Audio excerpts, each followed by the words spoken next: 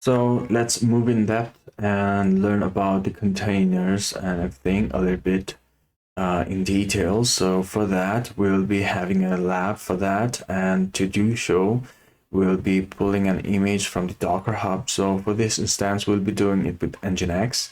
And we'll be running that image in a container, and we'll be getting inside that container in the kernel level and edit some of its content, and we'll be creating a customized image from the customized container, and we'll be pushing our customized container to the Docker Hub. So let me give you a flow of the illustrative representation of how we do this lab.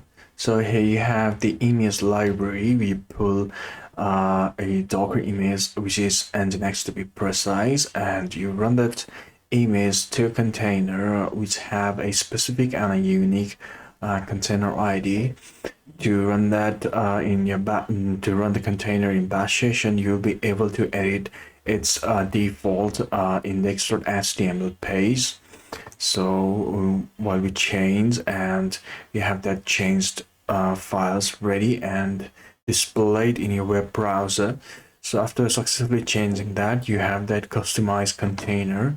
So after you have that customized container, you can build a customized image from that customized container. So we will be creating a custom image from that, and we will be pushing that custom image to our Docker Hub repository. So here we have our terminal opened in our Linux machine. So now, at first I'll be giving up the root privileges. So here we have, so now then we will be pulling a Nginx image, giving it the tag of latest, and even if you still don't give the tag latest, it will automatically in default pull the latest image of Nginx. So we wait for the pulling of the image. So it is pulled. So it says that we have that image stored in our library, which is quite up to date. So that's good. So now we'll be running the image in a detached mode. So what it basically does, it runs your image to a container, which then you can access the container and the CLI that you're running the command. So basically it runs the container in the background mode. So it is a detached mode. I'll also be using the IT, it's called interactive mode. So by using this command, you can then go into the bash session of the container. So I'll be assigning this port of 6060, which will be then default listening to port 80. I'll be providing a name Nginx for the container, and which image we're going to use is Nginx followed by the tag latest. As I've already told you, you don't have to keep the tag. So let's move on with not giving the tag. So it creates a container with this unique container ID. So if you look with Docker PSA, so it gives you that, it gives you the list of all the containers, and if you go with Docker PS, it gives you the list of the only active containers. So we can also check the output of what we did. We did run our Nginx server. So by typing here localhost 6060, you will be seeing the default Nginx index.html page. So now I'll be moving on to my CLI, and then I'll be getting inside the bash session of the container. So for that, docker exec it. So I'll be using the command docker exec it, the container ID. So you don't have to type in all the characters of the container ID, so just you can do it by the initials 3 or 4. So I'll be giving it /bin/bash. So now, as you can see, at first I was on Ubuntu, and now I'm on the container root. So the first basic step we'll be doing here is we'll be getting a update, apt-get update. Why we do that? It's due to that in defaults we won't have a text editor which will be needed to edit the default index.html file. So first we'll be getting an apt-get update, and then we'll be installing a text editor for this instance to edit the default index.html page to our desired context. Okay, it will take some time. It's reading the package. It says it's done. So now I'll be installing the text editor. For my instance, I'll be installing Nano. So I'll be getting with the code apt-get install Nano.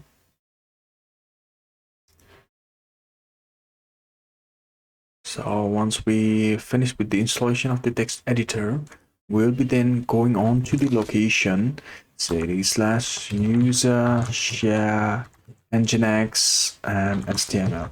So this is the default volume location of nginx. So every container have their own default volume location. So for this nginx, you have this path, and within this path you will be having a index.html file.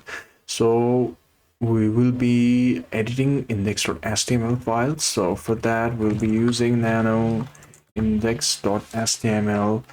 So once we press enter, here you have welcome to nginx. So we'll just be basically editing the text. So to see the contents,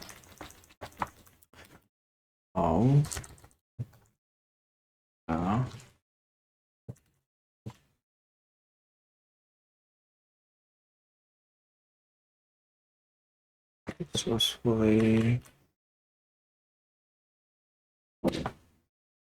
editing and working for the configuration is required. So I'll be editing just these things. So once we get the edits, we make the changes and save it to index.html. We then exit the bash session of the container. So once I'm outside of the bash location of the container, and then I'll be going on to my browser and I'll be typing my local loopback address 127.0.0.1 followed by the port number. We have hosted it on 6060, and then see the changes. As you can see, here is the changes. It's in the title, it's in the heading, it's in the paragraph, it's in the tail. So we have successfully made changes to the container and on the hosting web page of the container. So here we are in the home page of Docker Hub, and let me show you how to create a repository where you will be pushing your customized Docker image. So at first you need to be logged into your Docker Hub account, and then you click on to repositories, and then you click on to create repositories. So I'll be giving the name nginx-CloudSewa. So in the description I'll be providing some text and association with CloudSewa. So you can basically type anything you want. I'll be choosing the public repository and I'll be creating the repository. So once you are done with it, you have the repository here, nginx CloudSewa. So let me move on to my Linux machine, and then let's see the status of our container. So it must be up and running. It's up, and the uptime is 24 minutes. The container ID is this. So I'll be typing the command docker commit, and the container ID. Let me just copy this one, and you can also copy and paste, and my Docker Hub name. The Docker Hub user ID, followed by the repository created. Next, let's see what. And I'll be giving it the tag of the latest. So here you have it. You have the images created for that. So to check whether your images are created or not, you can just start Docker images. You go in with that. So you have the repository, smoke nginx CloudSewa. You have the tag latest and the image ID. This is created, and this is there. So let's check whether our image have what we aim to look for. So in order to do that, I'll just be firstly removing my container which I am hosting just right now. So that may be that df. So here you have it, and docker ps with a -a. You don't have any container. So now what I'll be doing is I'll be just creating a container. I'll be just docker run with a detached mode with a port of 6060. Let's say we use this time difference 770 to 80, and we name it nginx. With which image file we are using, we're going to be using this image file, and we copy this one and we pasted this one followed by a tag latest. So basically we run a container from our customized image. So here you have it, your image is up and running. We have it on 7070. So let's go out in our browser and check whether we have hosted it. Okay, let's open up a new tab. We use our loopback address and then 70. Yeah, you can see the changes are made and you have that custom image file. Now I'll be logging onto my Docker Hub account through the CLI of my Linux machine. So in order to do that, I'll be typing the command docker login, and it's going to ask me with my username. So I'll be providing my username and my password. So it's authenticating and login succeeded. So now I'll just be pushing my customized image file to my Docker Hub remote repository. So for that, I'll be using docker push, and I'll be using this one. So I'll just be copying and pushing here, with it followed by a tag called latest. So it's preparing and everything is going to happen soon. So we'll just have to wait. So it says pushing now. So the pushing has started, and so you have the details there with the layers and everything.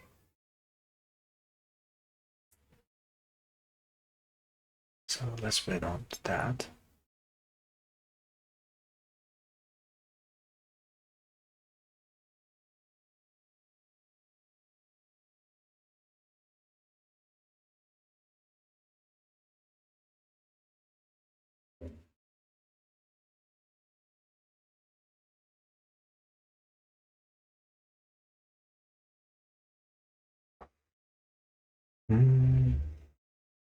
We have a layer pushed, waiting for the others. Okay, so we have everything pushed that is required to our Docker Hub account, the remote repository there. So let's move on to that repository. For that, I'd like to show you. So last push never. So I'd like to refresh my page, and as I have refreshed my page, so it is going to show you last pushed a few seconds ago. So this is everything you need to push a Docker Hub customized image to your Docker Hub account on your remote repository. So at last, I would like to check and finalize by pulling our recently pushed images from the Docker Hub. So in order to do that, I'll be removing all the containers and all the image file that is stored in my local library. So for that, I'll be doing docker remove forcefully followed by $sign docker psaq. So what this command does, it's basically it removes all the container that is active or inactive. If it doesn't tend to, while it is active, it removes it forcefully. So you can see Docker PSA, you will be having no containers. So Docker RMI, I'll be removing it forcefully. Dollar. So Docker image AQ. Okay, it should be images AQ. So okay. So once you see, you can't, you have deleted many image files. So Docker images, you just can confirm it by looking at all the images that's stored in your local library, and you don't have any of those images. So you are clear of all the images and the containers that you have on a local library. So what I need to do is now I need to pull my customized image from the Docker Hub repository. So for that, I'll be going on to my Docker Hub. So I'll be just copying this tag, sorry, this repository. So I'll be going here. So Docker pull, I'll be pasting this with a remote tag. Sorry, okay. So it didn't quite get me. So let's check Docker images. So we don't have anything. So let's try again. So I have, so okay. Here, from here I can copy. So what we have here had spaces. So I'll be going Docker pull and then pasting the name of our repository followed by a tag latest. So this would basically pull our customized image from our remote repository. So if we had our Nginx image from where we created our customized image, the download time will be much shorter. It is due to that Docker uses layers in downloading, so it can use that layers that it has on its local library, so it could have been faster. So now we'll have to wait a little bit longer, but it's good to show you guys that I'm doing it from the scratch, that I don't have any images that's stored on my local library. So now we'll just have to wait a little bit.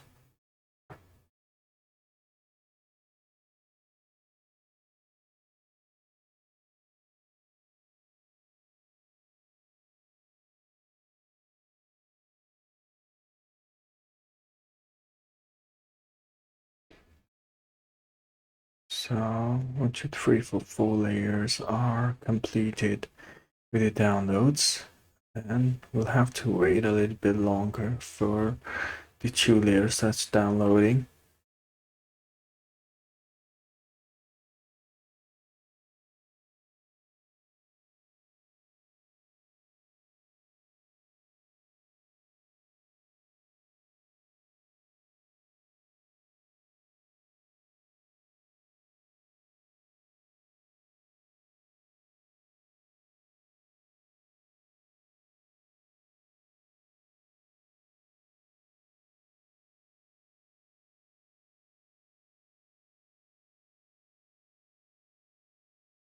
So now all is done. So we can see it by using Docker images, and we have that image in our repository.